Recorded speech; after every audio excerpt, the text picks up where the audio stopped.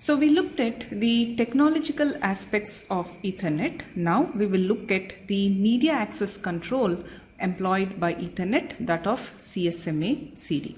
But first, a quick quiz. So where are we placed currently? We looked at variety of MAC protocols. These were categorized into channel partitioning protocols, random access protocols, and taking turns protocols. Then we looked at two very simple random access protocols, pure aloha and slotted aloha. We analyzed them theoretically and found out that their efficiency is rather poor, at most 37%. Now we will look at another class of random access protocols called CSMA protocols. The CSMA stands for Carrier Sense Multiple Access. These protocols improve upon the aloha and slotted aloha.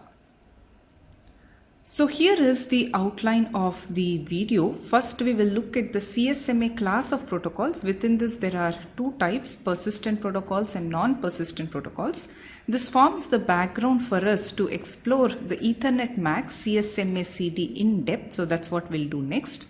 Wanted to emphasize that this protocol is applicable for the bus topology and the star topology, but in only shared mode, not in the full duplex mode. Before we get to those protocols, let's again try to understand what causes collisions in pure aloha and what causes collisions in slotted aloha. Basically, in pure aloha, when you transmit, the sender doesn't care what the status of the channel is. Even if it is busy, it just goes about with its transmission, which will collide with the current transmission. So this leads to collisions and thereby wastage of the channel resources. In slotted aloha, while you avoid this, in other words, you don't collide with ongoing transmissions in the middle of a slot, but there is still a problem because multiple arrivals that happen in a given slot undergo collision in the next slot. That is because you are being greedy. So as soon as a packet comes, you are trying to transmit in the very next slot. And that's what everyone is doing. So this greedy access is also something which we should try to avoid. So the CSMA class of protocols try to address the above two shortcomings. So CSMA employs this useful strategy called listen before talk. That is what polite humans also do. When someone is talking, you stop, you don't talk, and once they are done, then you talk. So this listening before talking is called carrier sense. In other words, you sense the channel. If you find a carrier, the channel is busy, you do not send any packet. So that's what it boils down to here. So if a node has a frame to send, it listens to the channel first. If it is busy, it does not send the frame. So this does not disrupt ongoing transmissions. But if it were idle, then it can send the frame. So when do you send a frame if the channel is busy? So there are two classes of protocols, persistent and non-persistent, within CSMA that address this.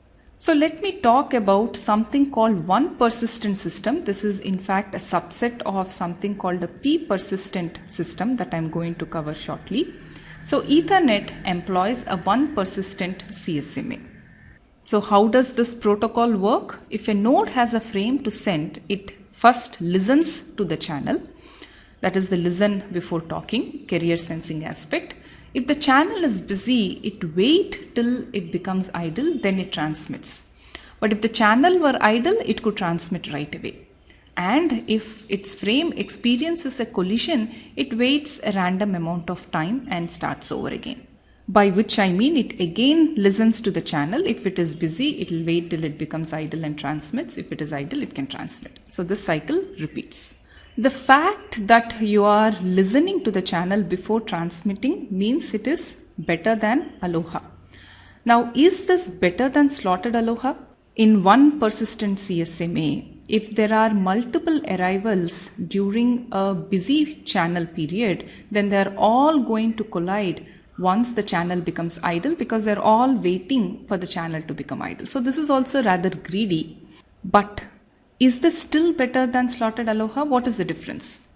It's a slightly tough question, but if you think about it, you should get the idea. So here is the similar graph as before. We saw how the throughput varies with load. For pure Aloha it is like this, for slotted Aloha it is like this. So here is one persistent CSMA. As you can see, it is doing better than slotted Aloha. Why is this? Mainly because of the following reasons. In slotted Aloha, when a frame comes in the middle of a slot, even if this channel is idle, you still have to wait till the beginning of the next slot for you to send.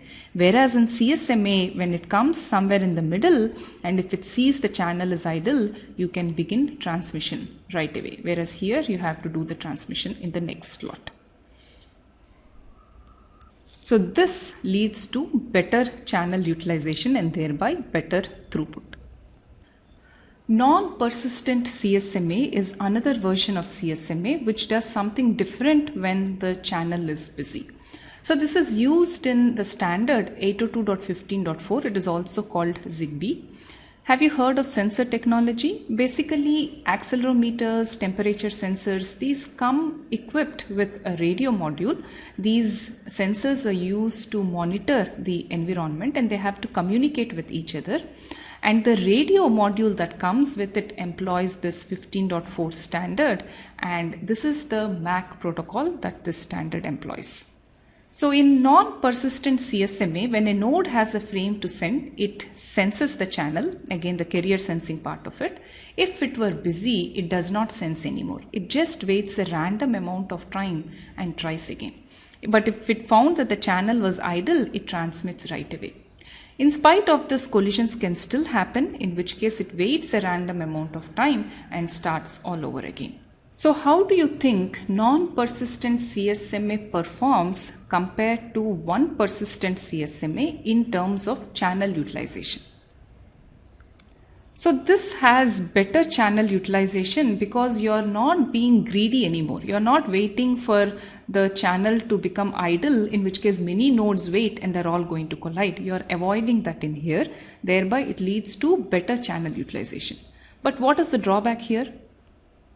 In case the load is less, you waiting a random amount of time is going to increase your delay. If you had waited for the channel to become idle after a busy interval, and if the load is less, you could potentially transmit right away. But here, because you're waiting a random amount of time, you're going to increase your overall delay.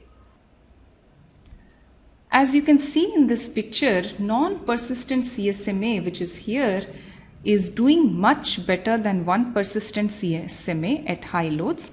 But at low loads, this is not doing as well as one persistent CSMA. P-persistent CSMA is another version which tries to trade off between the one persistent and non-persistent CSMA. So this is employed by 802.11. Rather, a variant of this is employed by 802.11. This is the Wi-Fi standard.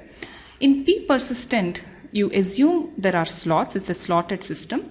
Now, if a sender has a frame to send, if the channel is idle, it's going to transmit with probability P, and it is going to defer to the next slot with probability Q is equal to 1 minus P. And it is going to repeat this till the frame is sent or the channel becomes busy because some other transmission was successful.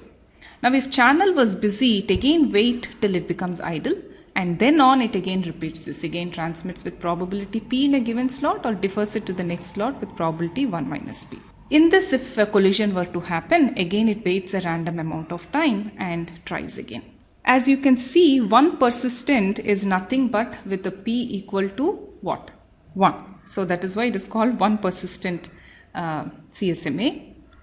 So thereby, when the channel is idle, you transmit with probability 1. If it is busy, you wait till it becomes idle and again transmit with probability 1. That is why this becomes one persistent.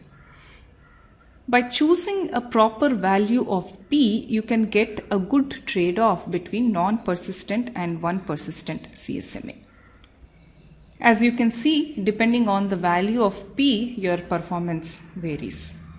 At high loads, you definitely want a lower value of P to avoid collisions. Now we have the requisite background to cover the Ethernet MAC protocol, which is CSMA CD.